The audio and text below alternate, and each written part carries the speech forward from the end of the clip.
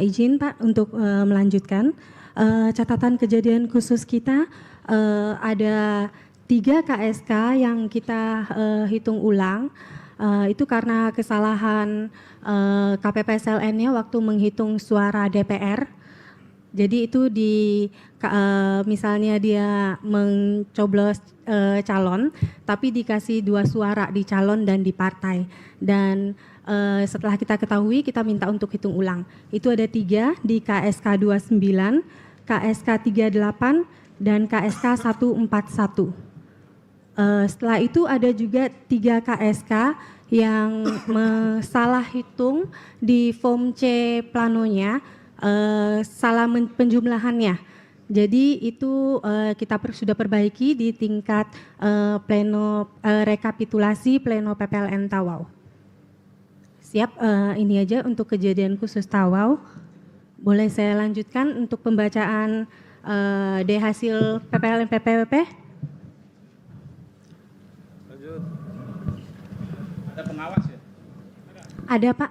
Saksi yang hadir pasca hitung ulang tersebut normalnya bagaimana? Kembali ke berkurang berapa? Artinya dikoreksi berapa? Terkoreksi berapa? Pasca hitung ulang tadi. Ada berarti waktu penghitungan yang salahnya itu, jadi hasilnya itu total surat suara digunakan lebih banyak daripada DPT karena kan dia hitung 2 suara. Jadi setelah pengoreksian kita jadi udah sinkron semua. Ingat koreksinya berapa? Terkoreksi berapa? Mungkin harus dibuka itu yang diupload di di Sirekap itu yang penghitungan pertama Pak. Oke, ya. Ya. Tapi terkoreksi ya? Terkoreksi Pak. Dan dampaknya adalah surat-surat digunakan lebih sedikit dari DPT gitu? Hasil Iya akhirnya. betul, iya. Saya lanjutkan untuk pembacaan model hasil PPWP lokasi Sabah, perwakilan RI Sabah, PPLN Tawau Sabah. Data pemilih dan penggunaan hak pilih. Data pemilih. Jumlah pemilih dalam daftar pemilih tetap DPT laki-laki 33029, perempuan 26413. Pengguna hak pilih. Jumlah pengguna hak pilih dalam daftar pemilih tetap DPT laki-laki 9727, perempuan 9094, jumlah 18821. Jumlah pengguna hak pilih dalam daftar pemilih tambahan DPTB laki-laki 5624, perempuan 4024, jumlah 9648. Jumlah pengguna hak pilih dalam daftar pemilih khusus DPK laki-laki 11307, perempuan 8921, jumlah 20228. Jumlah pengguna hak pilih laki-laki 26658, perempuan 22039, jumlah 48697. Uraian data penggunaan surat suara. Jumlah surat suara yang diterima termasuk surat suara cadangan 2% dari DPT 60724. Jumlah surat suara yang digunakan 48697. Jumlah surat suara dikembalikan oleh pemilih karena rusak atau keliru coblos 28. Jumlah surat suara yang tidak digunakan. Mohon cek SK Mas, bentar Mas, keputusan. Cocok pimpinan. Cocok ya? 60724. Ya, cocok Pak. Oke, makasih ya. Saya lanjutkan. Jumlah surat suara dikembalikan oleh pemilih karena rusak atau keliru coblos 28. Jumlah surat suara yang tidak digunakan atau tidak terpakai termasuk sisa surat suara cadangan 11999. Data pemilih disabilitas. Jumlah seluruh pemilih disabilitas yang menggunakan hak pilih: laki-laki 15, perempuan 29, jumlah 44. Data rincian perolehan suara pasangan calon presiden dan wakil presiden. Calon nomor 1 7811. Calon nomor 2 35558. Calon nomor 3 4099. Data suara sah dan tidak sah. Jumlah seluruh suara sah 47468. Jumlah suara tidak sah 1229. Jumlah seluruh suara sah dan suara tidak sah 48697. Terima kasih. Selanjutnya kami persilahkan saksi paslon 1, 2, dan 3 serta Bawaslu. Barangkali ada yang mau dikemukakan, kami persilahkan. Ya, pimpinan. Ya, Terkait dengan DPTB ya, yang jumlahnya sangat besar di situ, hampir separuh daripada DPT ya. Ya, DPTB juga besar itu kan, 9.000 lebih. Begitu juga dengan DPK, bahkan melampaui daripada DPT. Ya, dan itu kan bagaimana mengorganisir ya, karena biasanya ini bahkan nggak tahu saya apakah ada kejadian lain yang dimana DPK itu lebih besar daripada DPT di tempat yang sebelumnya kita belum ngalamin, tapi untuk di Tawau ini bahkan itu telah terjadi ya. Apa penjelasan terhadap itu? Izin Bapak, saya akan jawab mengenai DPK Pak. Jadi ada beberapa faktor sehingga terjadi DPK. Yang pertama itu pada saat Pantarli kita mendata kan Pak, kita kan sudah data, terus pada saat sudah dikunci DPT, itu kan jarak waktu lama Pak. Jarak waktu lama waktu dikunci DPT itu. Pada saat Pantarli kita satu itu pendataan, cenderung WNI kita yang memiliki paspor yang sudah mati ataupun hanya memiliki KTP aja, itu otomatis dia bersembunyi Pak. Dia tidak akan mau untuk didata kecuali kita yang benar-benar mendapatkannya. Jadi mayoritas yang terdata yang dokumen hidup, khususnya paspor dan jaminannya. Adapun pada saat pemilihan mereka semua keluar Pak, sebab hasil daripada permintaan kita kepada pemerintah aparat keamanan di Malaysia bahwa pada saat pelaksanaan pemilu nanti agar tidak dilakukan proses penangkapan, operasi penangkapan Pak.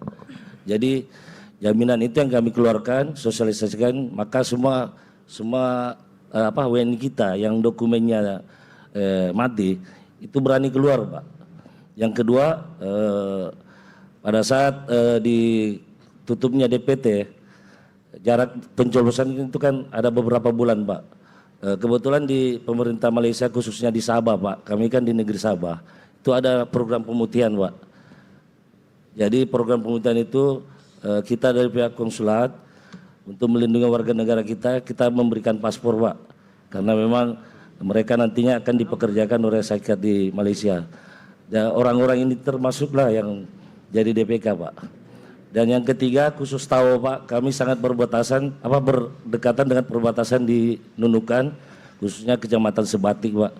Itu kalau naik speed Pak hanya 15 menit. Jadi jalur tikusnya pun banyak Pak. Itu bisa ratusan kilometer sepanjang laut Pak. Jadi keluar masuk WNI kita secara ilegal itu memang dimungkinkan setiap hari Pak. Jadi kira-kira itulah yang penyebab daripada DPK Pak. Kalau untuk DPTB Pak, itu karena syarikat kita Pak, pekerja syarikat itu dalam satu syarikat itu memiliki banyak ladang, Pak. Ladang yang berjarak berjauhan, Pak. Jadi pada saat sudah ditetapkan per KSK kan Pak, ada ini di sini, pada saat pelaksanaan pencoblosan mereka ada yang berpindah tempat, Pak. Jadi mereka masuk dalam terdaftar dalam DPT, tapi karena dia pindah tempat, Pak, berada di luar negeri jadi menjadi DPTB, Pak. Jadi begitu, Pak. Sedikit pimpinan. Siap. Ini kan terkait dengan distribusi surat suara ya. Kalau di Indonesia itu terjadi jumlah DPT dengan DPK itu melebihi DPT, DPTB dengan DPK ini melebihi DPT, itu akan terjadi sangat besar persoalan untuk mengalokasikan surat suara pada saat itu. Nah ini kan kalau di jumlah antara DPTB dengan DPK itu, yang bahkan DPK itu lebih jauh melampaui ya, itu bagaimana teknis di lapangan ketika orang pada saat itu memilih, kemudian DPK itu juga disediakan kepada mereka, sementara pos itu TPS itu kan banyak tersebar, Pak. Jadi begini, Pak, untuk contohnya di KSK, Pak. Jarak kita kan, Pak, pemilihan itu kan cukup lama, Pak. Jadi WNI kita itu banyak juga yang sudah kembali, Pak. Jadi mereka pertama terdaftar, tapi pada saat pencoblosan memang mereka tidak ada, Pak. Untuk contohnya di metode KSK kami lakukan 4 hari. Memang kami perintahkan petugas kami untuk dalam 1-2 hari sampai 3 hari itu memang hanya mencari DPT saja, Pak. Tapi ketika DPT memang sudah dirasa tidak ada, maka sisa surat suara itu dimanfaatkan untuk yang DPK, Pak. Apalagi mereka pun semua berhak untuk memilih, Pak. Makasih ya Mas ya penjelasannya. Saya ingin membantu menjelaskan apa yang saya jelaskan ini sebenarnya fakta di tempat lain masih dalam negara Malaysia. Kinabalu kemarin juga sama, di Kuala Lumpur juga sama, karena memang tren pemilih di Malaysia itu mobilitasnya tinggi sekali. Ketika DPT ditetapkan pada tanggal 21 Juni 2023, ini ada waktu menuju hari H itu sekitar 8 bulan. Jadi mobilitasnya memang tinggi sekali. Terus yang selanjutnya memang berkaitan dengan proses pemutahiran. Yang ini jadi catatan ke depan. Ya, ini kami akan evaluasi. Ya, pada prinsipnya sama. Kinabalu, Kuala Lumpur, Penang dan sebagainya. Selama itu Malaysia persis sama seperti itu. Karena mobilitas pemilih yang sangat tinggi dan proses pemungutan suara itu disaksikan ada Pak Panwaslu. Panwas ada? Ada ya? Ada, oh, ini Pak. hadir ya? Hadir, Pak. Ini ya, Panwas. Silakan Mas. Silakan.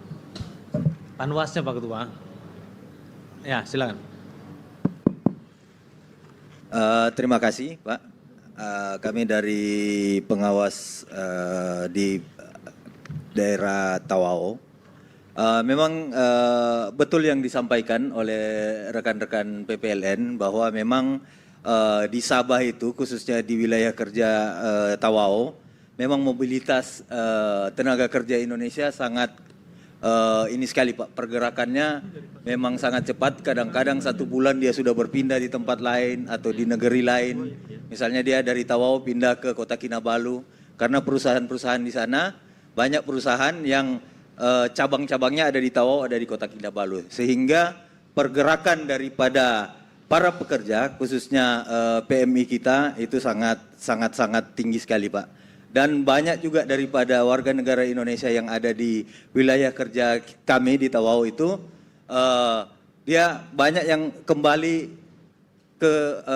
ke tanah air dalam masa 8 bulan tadi itu Pak. Jadi ada yang masuk, ada yang keluar, sehingga memang hal itu tidak dapat dihindari Pak. Terima kasih. Terima kasih Panwaslu Tawau. Ya. Selanjutnya jika memang tidak ada lagi, Mas Andra ada? Ya, baik, Oh, siap. baik, terima kasih penjelasannya.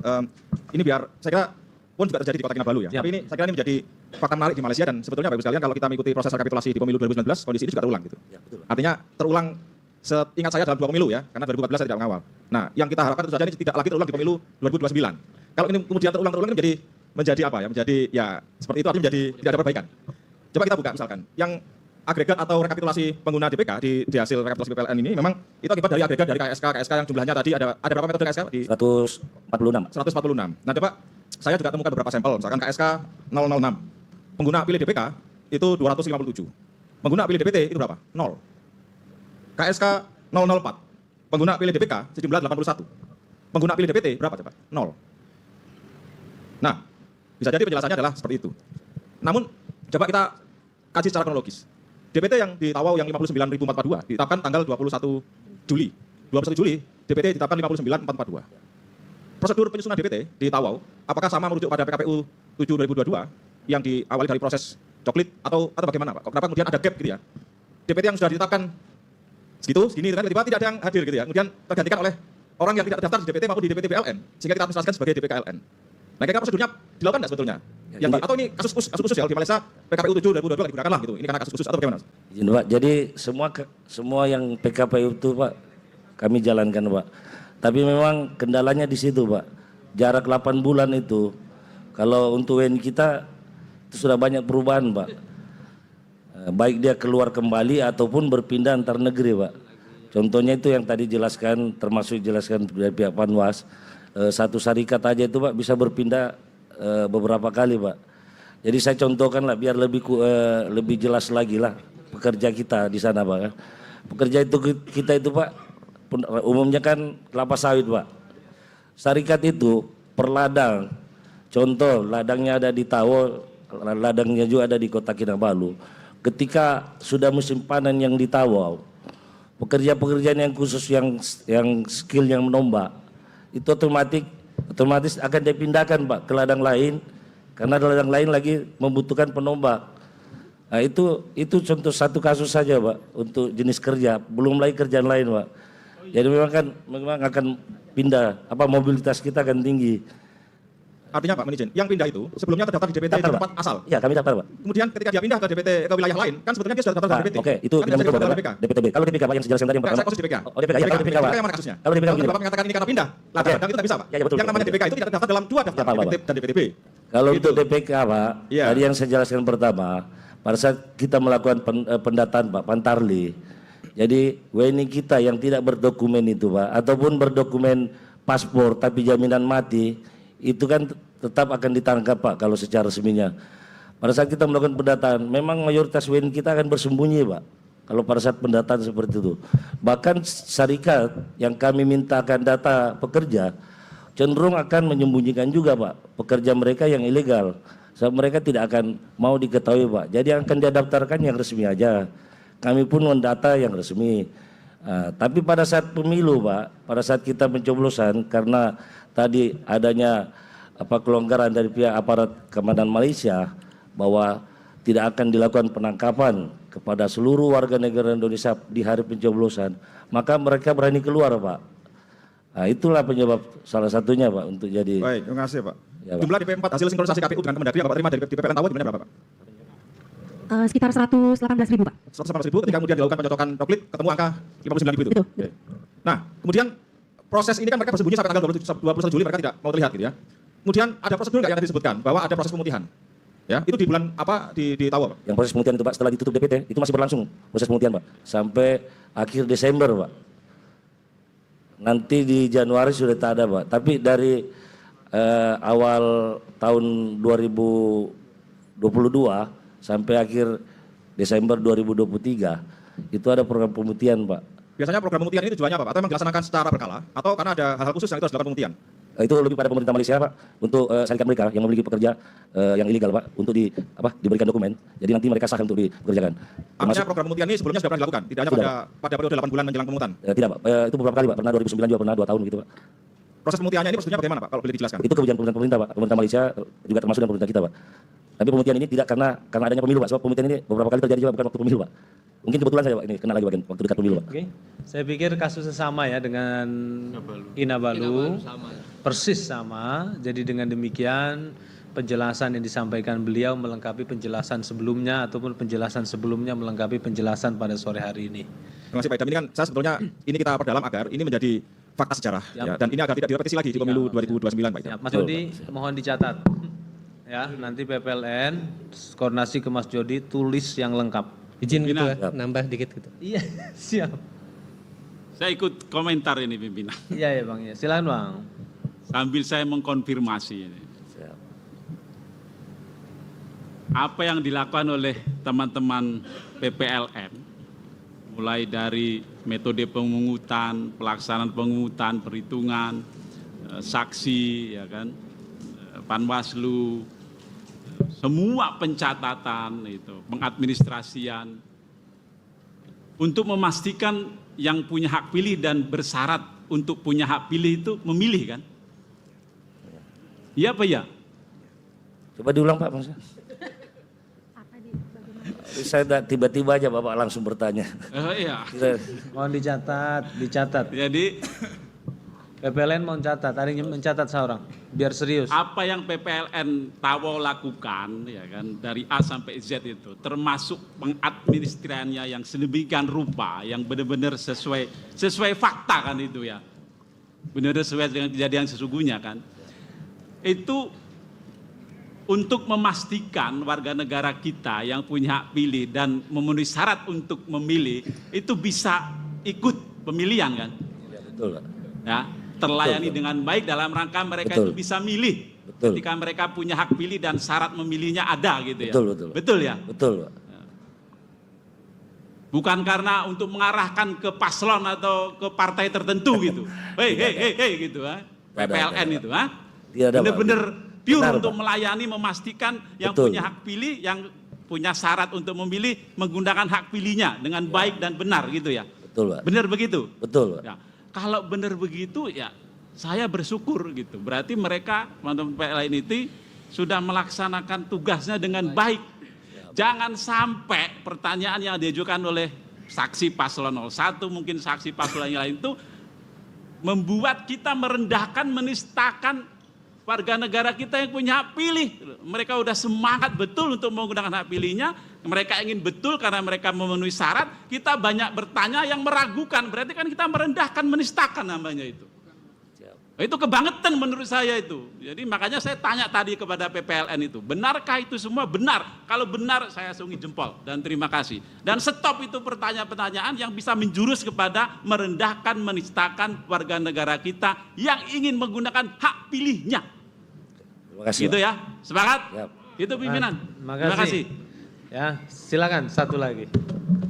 Ya. Jadi kalau DPKI ini pemilih datang bawa apa ketika dia Paspor Pak, betul. Paspor ataupun KTP. paspor atau KTP? Iya Pak. Paspor ketika program pemerintah sudah dibuat, gitu kan? Karena konteksnya justru ketika pada masa sebelum pemungutan, situasi mereka kan tidak bisa leluasa keluar kan gitu. Tapi ketika ada masa pemungutan di KSK atau di TPS, mereka diberi kelonggaran di sana kan gitu. Tapi ketika datang itu berarti dia membawa KTP. Ya paspor dan KTP Pak. Paspor atau KTP? Ya Pak. SPLP juga. SPLP bisa Pak. Paspor ataupun KTP dan SPLP Pak. Dan semua itu dicatat, Siap. diinput. Semua dicatat, kami foto Pak semua pemilih. Artinya kalau dia sudah punya KTP, sebenarnya paspor dalam konteks ini itu bukan relevan, tetapi cukup membawa KTP, dia sebenarnya bisa memilih. Bisa Pak, tapi kalau yang tadi saya sampaikan itu pada saat pencatatan Pak, waktu pantarli kami, itu kan di situ ada jaminan keamanan Pak, untuk mereka keluar. Mereka cenderung sembunyi Pak. Jadi kami kesulitan untuk mencari, apalagi kondisi di Sabah itu Pak, kan bukan perkotaan gitu Pak, kebanyakan ladang kelapa sawit. Artinya kalau ada KTP, minim, paspor saya kira itu di luar negeri penting, tetapi karena minimum warga negara itu kan punya KTP. Jadi berdasarkan peraturan dengan cukup membawa KTP saja, dan kalau di luar negeri dan atau paspor itu dia bisa. Jadi kalau dia punya KTP itu dicek nggak melalui DPT online? Ya dicek juga Pak. Ada tercatat di situ. Ya Pak, dicek. Tercatat di TPS dalam negeri atau di luar negeri atau tidak ada? Untuk yang DPK. Dan tidak tercatat di Indonesia Pak, kalau untuk DPK. Definisi DPK Bapak gimana? Yang tidak terdaftar di DPT sama sekali Pak. Tidak terdaftar di DPT apapun sama sekali. Ya, Nah, tetapi kalau dia bisa bawa KTP, seharusnya dia terdaftar. Bagaimana? Kalau dia, gini Pak, istilahnya kalau kami sudah sampaikan bahwa warga negara kita yang berada di Tawau ini Pak ya, Ya. sebagian besar mereka itu tidak memiliki paspor, bahkan belum memiliki KTP juga. Di kami di KRI, di Konsulat RI itu juga melakukan program perekaman KTP Pak, tapi tidak mengeluarkan KTP. Jadi kami hanya melakukan perekaman KTP. Banyak warga negara kita yang tidak memiliki KTP tapi memiliki paspor. Masalah di luar negeri khususnya di Tawau, mereka punya paspor tapi tidak punya jaminan. Itu pun mereka nggak boleh keluar Pak. Jadi istilahnya mereka masuk lewat samping atau mereka masuk pakai paspor untuk kunjungan wisata 30 hari tapi kemudian hilang masuk ke ladang. Betul. Jadi ada dua keterangan. Ada yang sudah punya paspor, tetapi ada yang belum punya paspor. Ya. Nah, dalam konteks pada hari pemungutan suara, ini kan berarti variasinya kan banyak berarti Pak. Banyak, betul, Pak. Banyak sekali. Sehingga kalau di catatan kita itu ada TPS yang dia tercatat di DPT, berarti dia sudah tercatat sebagai pemilih, tetapi pemberi suaranya, pengguna suaranya hanya 0, tetapi ketika DPK itu lebih besar. Ya, betul. Nah, menjelaskan fenomena yang seperti ini dalam beberapa hal, Bapak Ibu semuanya kan harus bisa memastikan betul-betul itu orang, itu warga negara kita, itu kita sangat betul. Tetapi anomalinya terlalu banyak. Karena beberapa hal ini perpindahan dan macam-macamnya kan sudah bisa kita deteksi. Apalagi dari kawan-kawan PPLN yang lain, dalam beberapa hal kita sudah punya sidali, kita sudah punya DPT online dan macam-macam kan sebenarnya sudah ada deteksi ke sana. Dan ini juga masukan untuk kita ke depan bahwa tidak terus mengulang persoalan begini. Tetapi dari dua keterangan, saya juga bertanya hal yang sama ke Kinabalu kemarin. Jadi ada informasi soal pemasporan, dibuatkan paspor, tetapi juga ada informasi soal KTP tidak dibawa, bisa keluar dan macam-macam. Sehingga dari sisi ini DPK ini siapa sebenarnya? Orang ini siapa? Kalau DPTB kita clear, DPT clear, DPK ini siapa? Karena dia sangat tinggi dalam konteks tadi, dalam 1-2 TPS atau KSA, sorry. Itu yang kami maksud. Yang penting Bapak Ibu semua bisa memberikan ini, sehingga ini bukan orang yang bukan yang berhak. Kalau dia warga kita asal bisa membawa, karena definisi tidak punya hak tercatat di DPT dan DPTB, berarti dia pada waktu hari pemungutan dia yang penting bawa identitas. Ada beberapa paspor, KTP dan macam-macam. Itu saja sebenarnya. Jadi biar kita bisa menjelaskan kenapa pada masa ini di luar soal yang berpindah-pindah. Karena kami juga tidak terlalu paham konteks lapangan, tetapi Bapak Ibu semuanya sehingga di TPS itu atau di KSK itu betul-betul warga negara kita yang memilih, bukan yang lain. Kan begitu? Semua ada direkam kan? Nah, kira-kira di situ sebenarnya. Karena kalau tidak ada penjelasan, tiba-tiba ini kemudian aneh gitu. Aneh karena sudahlah pada masa sebelumnya warga negara kita itu di beberapa wilayah di situ itu tidak leluasa. Pada masa pemungutan suara dia memiliki keleluasaan. Berarti kan ada jalan-jalan yang yang tidak diperiksa dan macam-macam. Dan itu soal dokumen kan berarti sejak awal itu sudah disiapkan. Nah, masalahnya sebelum pada masa pemungutan suara berarti tidak ada dokumen sama sekali padahal dia warga negara kita itu maksud saya. Dan itu betul ada di DPK. Cuman ini siapa itu? DPK ini siapa? Karena sangat besar sekali dan ini saya kira seperti Pak Ketua sampaikan terjadi rata-rata di negara di wilayah negara perbatasan kita. Terima kasih. Oke, terima kasih. Ya, silakan. Iya. Ini saya bayangkan ya, ini karena ada ketersediaan DPT, surat suara DPT. Kalau surat suara DPT itu juga dipenuhi, kemudian DPK itu bahkan lebih banyak daripada DPT, itu bisa-bisa PPLN itu dihajar itu sama DPK yang merasa tidak mendapatkan surat suara kan gitu. Ini karena kebetulan atau ya nggak tahu kebetulan atau apa karena surat suara itu ada tersedia yang bisa dialihkan. Jadi tadi sama seperti Bapak yang juga Pak Chandra tadi sampaikan, ini perlu ada perbaikan. Karena kalau tidak, ini satu saat ya, itu karena DPT saja ada surat suara itu kosong ya, dan itu begitu banyak ibaratnya. Kalau itu juga penuh, kemudian jumlah DPK itu membludak, urusannya bisa berbeda Pak. Itu, makasih. Siap, Pak. Terima kasih, Pak. Saya ucapkan terima kasih. Kasusnya sama di seluruh negara Malaysia dan ini jadi catatan penting bagi kami dan kami mohon dicatat dalam kejadian khusus, Mas, diskusi ini. Ya, komentar-komentar tadi dicatat nanti setelah ini PPLN ketemu Mas Judi merumuskan catatan kejadian khusus mengenai data pemilih. Ya. Seperti itu ya. Dengan demikian pembacaan formulir model D hasil PPLN Tawau untuk pemilu presiden dan wakil presiden kami tetapkan. Terima kasih.